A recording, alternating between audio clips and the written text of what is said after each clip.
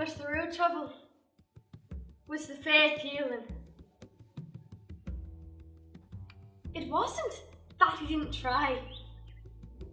I suppose trying hadn't much to do with it anyway. But he tried. Too hard. He tried desperately. And usually, nothing happens. Nothing at all.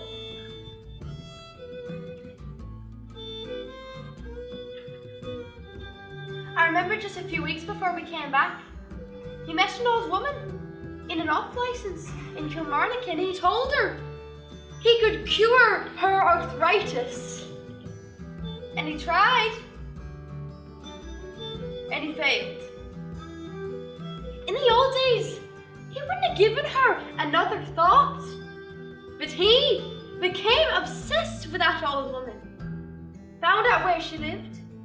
Went to her house again and again. Until finally, her son-in-law threw him out. And threatened to get the police for him.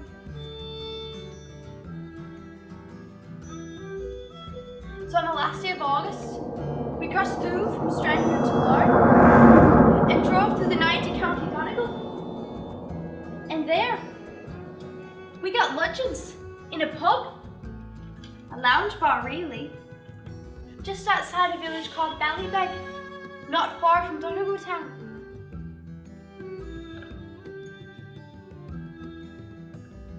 And the strange thing was, that night began so well. I remember watching him and thinking, yes, his sense is true. He is going to be restored here. He was so easy and so relaxed and so charming. And there was nobody ever more charming than him. When he wanted to be. I could even tell by the way he was drinking.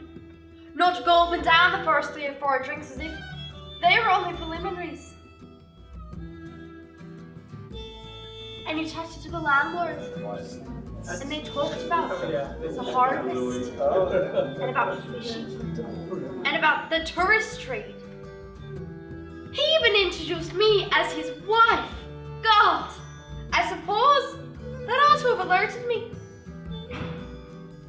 And there were young men there in the lounge. 5 of them, local men on the way home from their friend's wedding. And one of them, the youngest of them, was in a wheelchair. And they sat in a corner, and you could tell that they wanted to be left alone. And when I saw him go over there, I had a second of unease. But whatever it was he said to them, they just smiled and shook hands and moved into the center of the circle. And he called me over, and we sat there. And one of them ordered a drink, and the landlord joined us. And we just sat there and laughed and told stories and sang songs.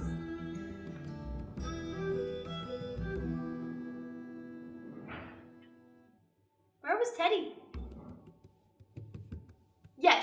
Yes, he was there too, just outside the circle, slightly drunk and looking a bit bewildered. And the night became such a happy night.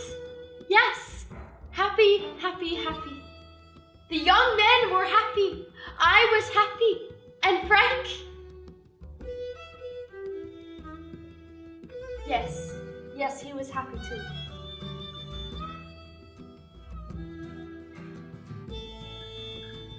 And out of the blue, we started talking about gambling. And he leaned over to one of the wedding guests called Donald and said, "You can cure that finger of yours." And he was dropped as lightly, as naturally, as casually into the conversation, as if he had just said, "This is my round." So lightly that the others didn't even hear it and went on talking. And he caught the twisted finger between his palms and massaged it gently, and then released it. And the finger was straight. And he turned immediately to me and said, "That is the curtain raiser."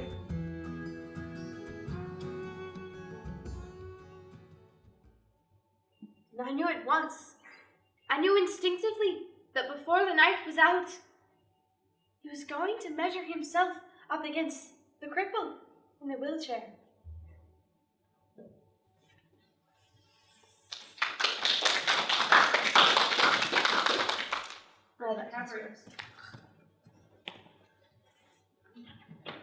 As the director, I chose to portray Grace as both bitter and in awe, and perhaps still a little bit in love with her partner Frank. I showed this bitterness through the use of my voice and my posture.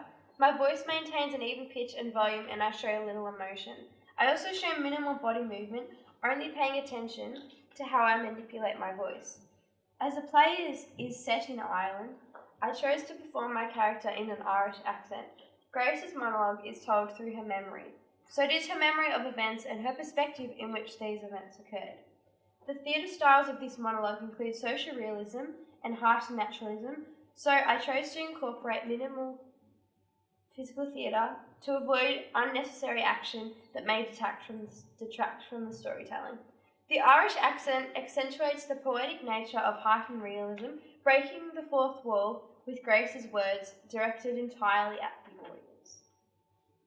I use acting skills with subtle movements to transform character and place. When portraying the character of Frank, I lower my voice and lean forward when he is addressing the wedding guest, Donald. I demonstrate transition of place by taking my dressing gown off and walking across the stage back to my seat to show that I am now in the local pub. The set is minimalistic. I've added a glass of whiskey bottle, and cigarettes as mentioned in the directorial notes to add authenticity to my character, alluding to her drinking habit and reliance on substances to get over her troubles. The soundtrack is intended to set the context of both time and place, as is my costume with the emerald skirt, acknowledgement to the Irish influence. Thank you.